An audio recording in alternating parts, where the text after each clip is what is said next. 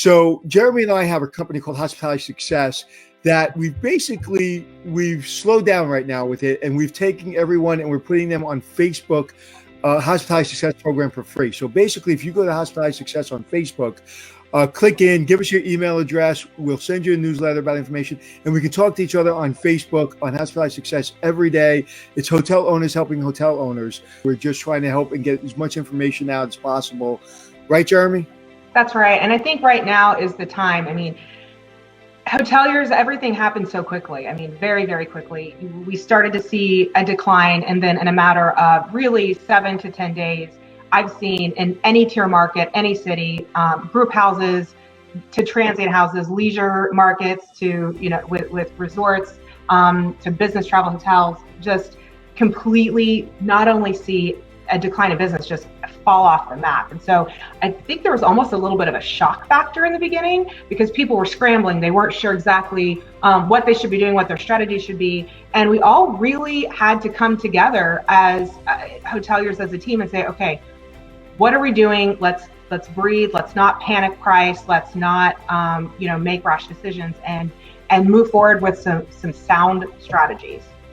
Jeremy, I had Jan Freitag from Smith Travel on LinkedIn Live with me and Glenn this morning, and he's just a plethora of information, and he was talking about what happened last week and what's happening next week. I know that you have that report in front of you, so tell me what happened last week and what is he forecasting? Yeah, so last week, 56% decline in occupancy year over year, 30% rate decline year over year, and that equated to about 69.5% and a revenue decline year over year for last week. So, as we know now, the economic recession started in early March. And currently, I mean, it's still a moving target. Things are still very much in the air. However, from their aspect, hinging on containment measures in the coming months, potentially, we'll start to see definitely an increase in the last half of the year. And then right now they are estimating a macro numbers from a growth perspective, 4% in RevPAR in 2021. It really comes down to what we do with healthcare. Are we going to have a vaccine? Are we going to have testing? The quicker we have those things, the quicker we get in front of this, not only globally and federally, but in the big cities, the quicker everybody gets back to work. So it's twofold. One, economically, and we're going to talk about economics, but on the healthcare front, we're going to lag depending on how fast that goes. And our healthcare professionals do an amazing job.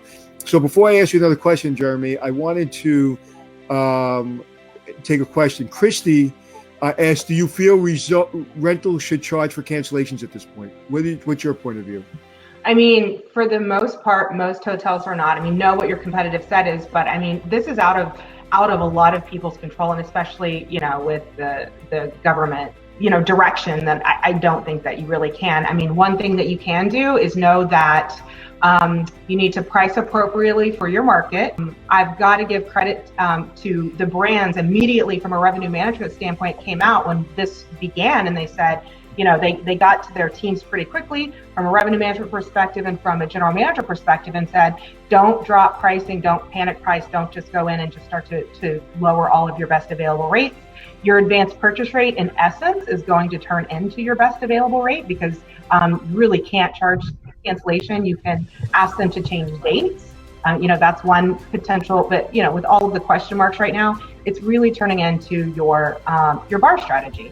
So, continue to know where your competitive set is priced. And sometimes whenever we're on week 3 and 4, we are starting to see quite a bit of lowered rates.